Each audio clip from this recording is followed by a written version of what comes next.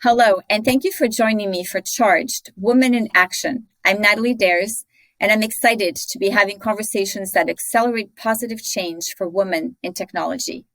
Today, I'm honored to have two impressive women join me to talk about how they are making an impact.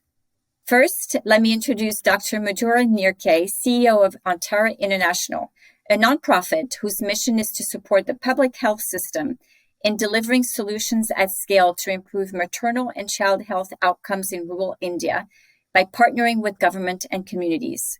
Madhura has a successful 3-decade career in technology, and in 2021, she left the industry to pursue her passion for helping others and use her background in the tech industry for good. Next is Nancy Mwirotsi, founder of Pursuit of Innovation 515, also known as PI 515, which aims to challenge, inspire, and teach technology skills to students with potential, empowering refugees and underserved youth to achieve success, garner influence, and gain stability in her home state of Iowa.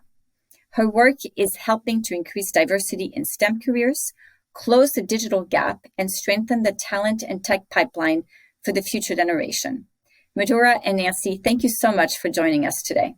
Thank you, Nathalie. It's a real honor to be here. Thank you, too. It's quite an honor to be here with you today. Today, we're going to be talking about leveraging technology for global good. We're really honored to hear both of you share some of your experiences in your efforts to make an impact. So, Madhura, we'll start with you.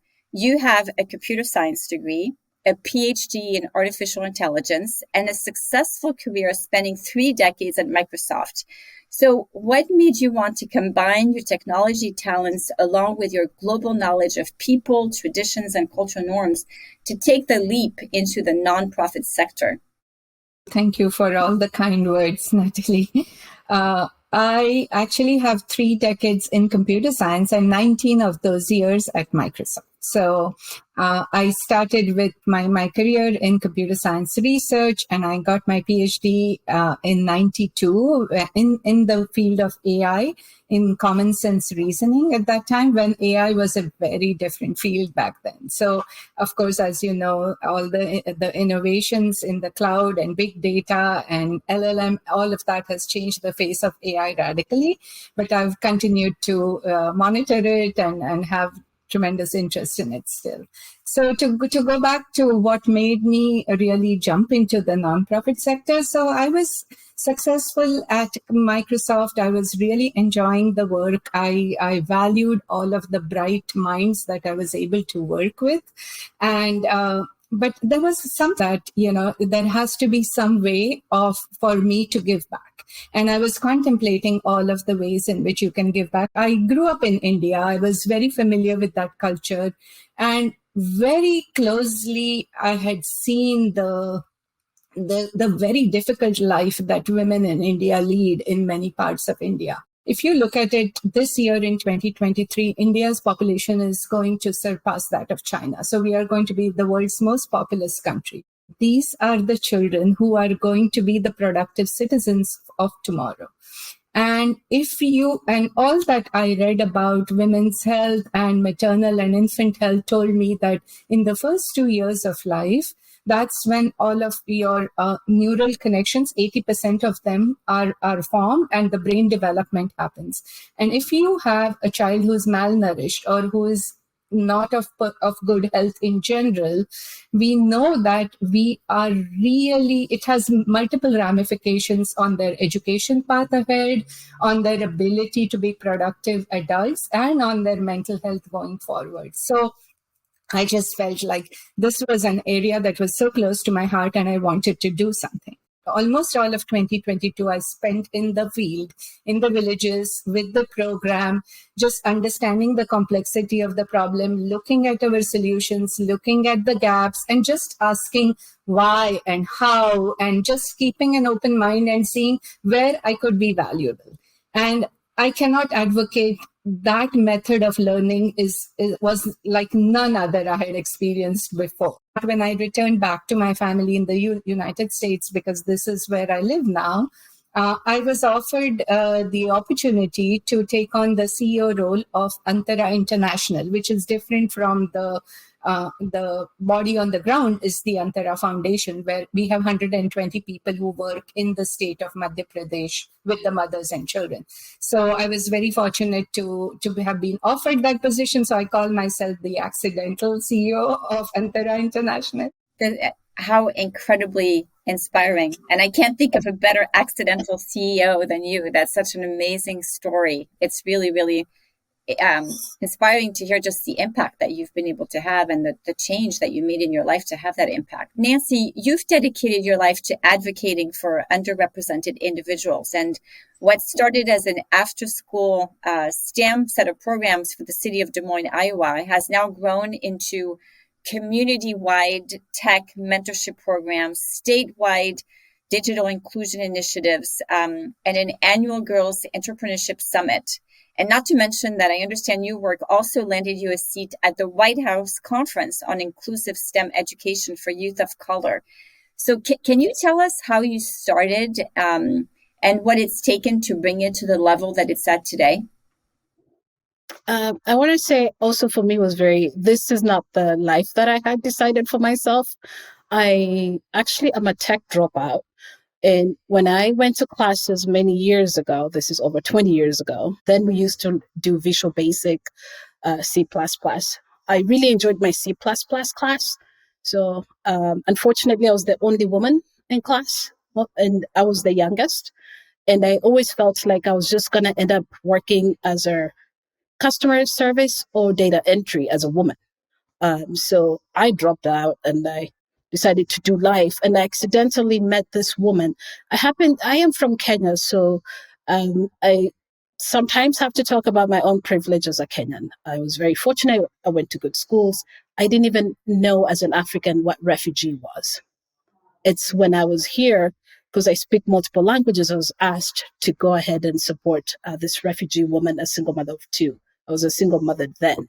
And in the process of actually supporting her is when I realized the gaps that actually exist in supporting refugees. So for me, I started Pi 515 because I was very angry at a system that I felt personally that was recycling people from one agency to another. And there was a lot of poverty recycle.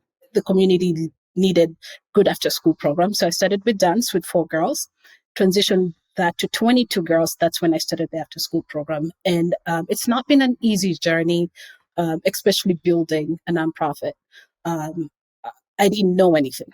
I've been learning as I built. And that's why I'm very appreciative of the support and people who believe that women can build and those who don't give up on us as we're building. So for me, building it to where it has gotten today has been not giving up, because every single day I feel like I have to work 10,000 times harder than anybody else. And even regardless of how much impact we show, I still have to work harder than anybody else. So for me, also, it's been about innovating in a space that is not very innovative, which is the nonprofit space.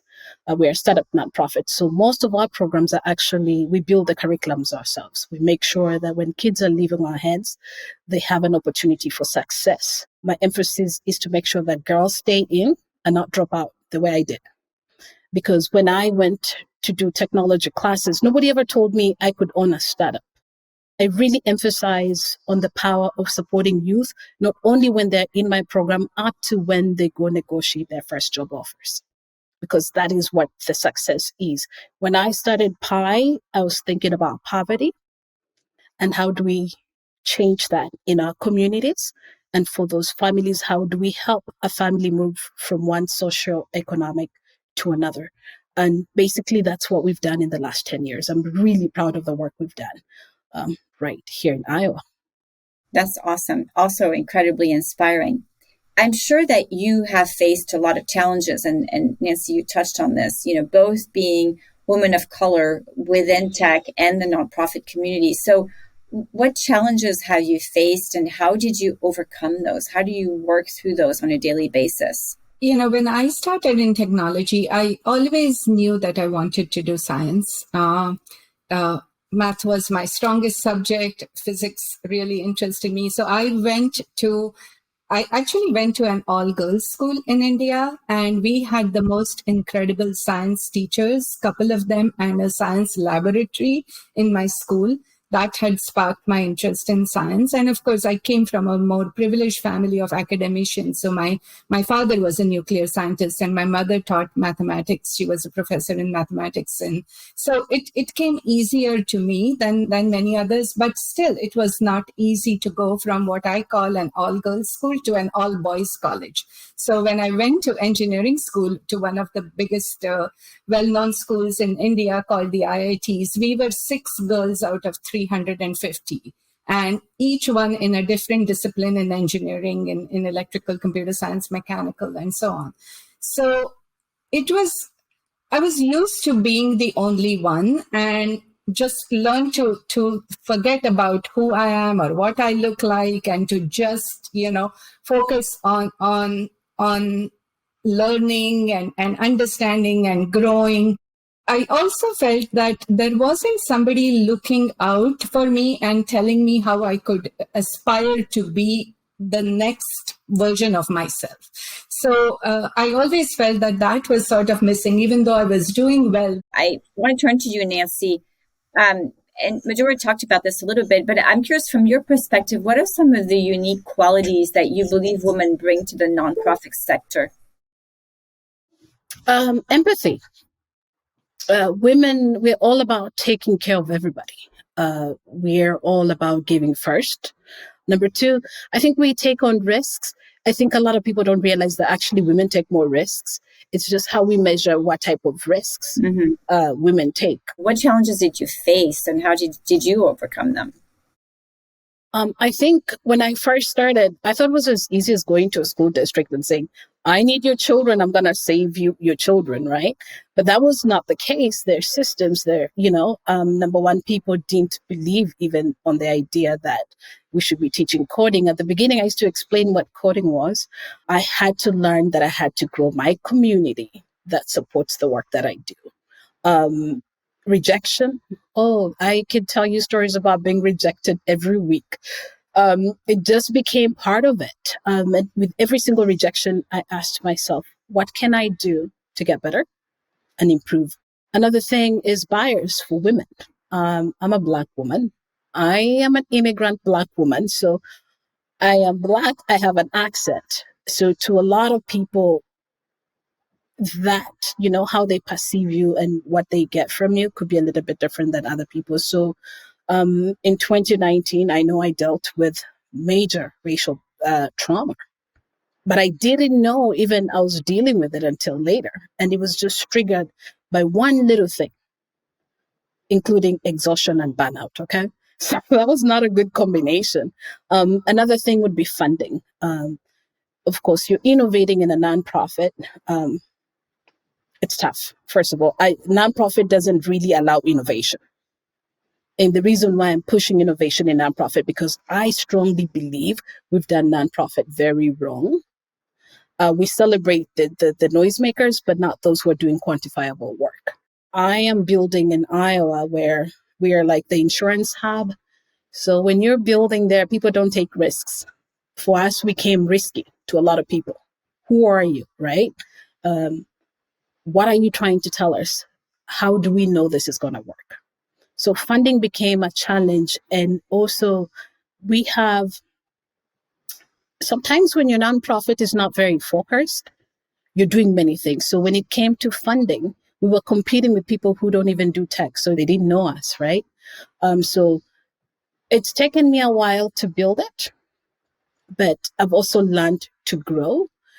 but I've also built a community of amazing cheerleaders and well-rounded businessmen, and sometimes a lot of white men have stood with me and reminded me, you need to focus because you're building something good. You're clearly enabling massive impact. And I'm curious what you think needs to happen to make sure that that legacy continues.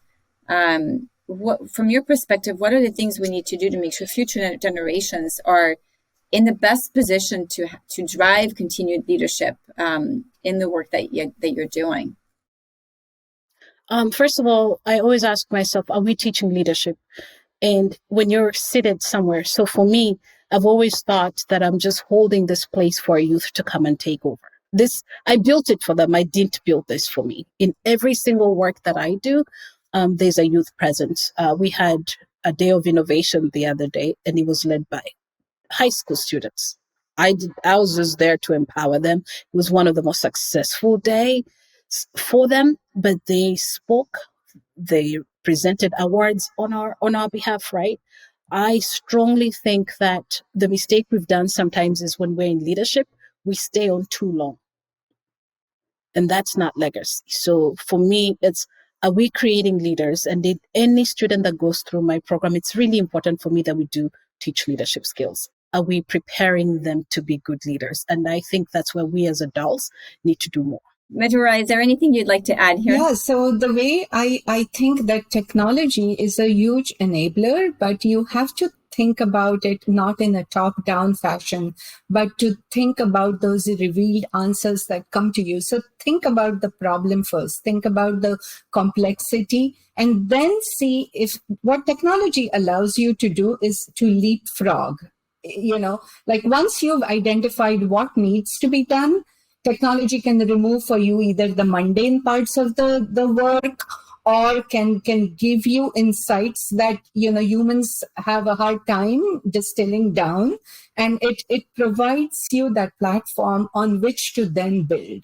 So let's say you have a problem of high maternal mortality in a particular area, then we look through the causes and we reverse engineer from that to figure out which of these were preventable.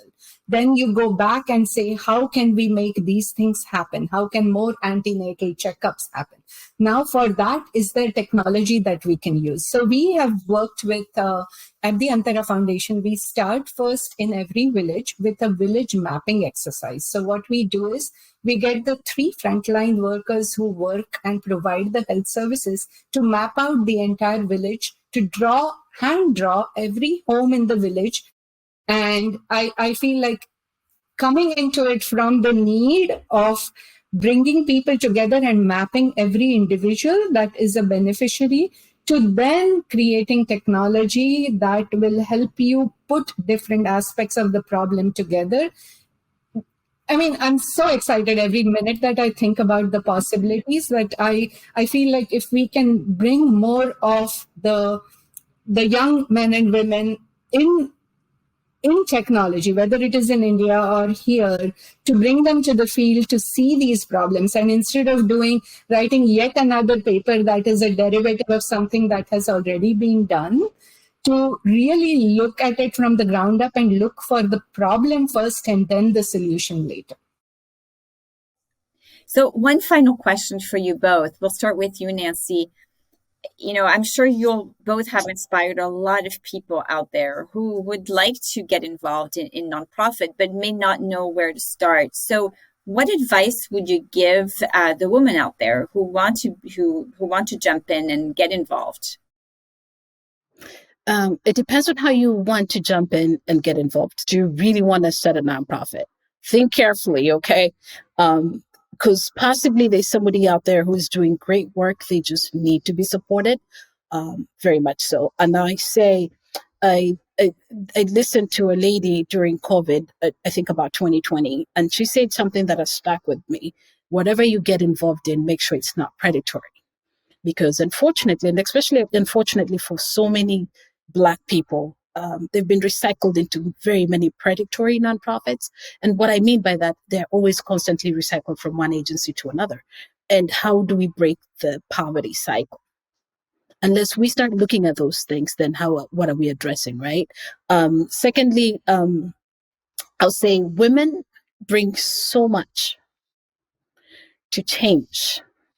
All the biggest changes that have ever happened in our lifetime, probably a woman started it, right? I think bring on that energy and help somebody else, and let's break the circle. And there's so many circles we have to break. Do not be afraid to support somebody else, cheer somebody else. If you cannot give money or time, even just sharing their story, especially for women, those little things matter. Liking a Facebook post on something they're doing, because this space is very lonely. Nonprofit work is also very emotionally exhausting. I think at some point I used to quit like every day. The reason why I'm still in it is because of the success of my students. And they're the people and they're the ones I'm still in it until they're ready to come take over, which I hope is soon. But I just say continue being there for others because they're those who are giving so much in the community. And please, if find a nonprofit, sometimes it doesn't have to be the big one, the smallest. There's so many small nonprofits that are struggling to even pay for electricity, for water. That's where I started. I started with nothing. And it was such a struggle. So if you could find a smaller nonprofit and really support them, they're the ones who are making great impact sometimes in the community. So, yeah. Love that. Thank you, Nancy. Madhura, anything you want to add? Don't go into it saying, I'm going to save somebody. It's never like that. You have to really flip that around and saying they are saving me from myself, from being the privileged, person who took everything for granted to becoming this person whose eyes are open now. So go into it with a service attitude, to want to serve, to want to put your ego and your aspirations last, and to think about what you can do. And if you do this in any of the volunteer work, when you're donating money, to think about the final outcomes, to allow that latitude. And if we just bring it in our heart to think about it that way, I think we can do a lot. And philanthropy is changing. The way people think about giving is changing. And there's so many ways in which you can help. The people in India are doing a role on the ground. We need people in the corporate world to do their part, and there is so much you can do. So I'm happy to talk to anybody who's interested to see what is possible. Love all that. I think that the key takeaways for me is, first, find a way to get involved, right? There are many nonprofits out there. You don't have to create a nonprofit, to Nancy's point. There are many nonprofits that you can contribute to, and there's many, many ways to contribute, and our future generations really depend on it. And the other takeaway for me is that, women in general have so much to give to important causes, whether it be through financial donations or time, or their unique perspectives, or empathy and the experience that we've had, and also our ability to solve critical challenges and challenging issues. Well, it has been my privilege, really, to have you both, Madhura and Nancy, here to discuss the importance of leveraging tech for good. And I know you have both inspired me. Thank you so much for joining me. It's been a pleasure. Thank you. Thank you. I really think this was a huge privilege to be in this session. Thank you so much. Well, thank you again for joining me. By collectively learning from each other, supporting each other, and getting involved with causes that positively impact today's less fortunate and future generations to come, women in tech can and will change the world. We're in this together. Stay charged, take action, and be good to yourselves.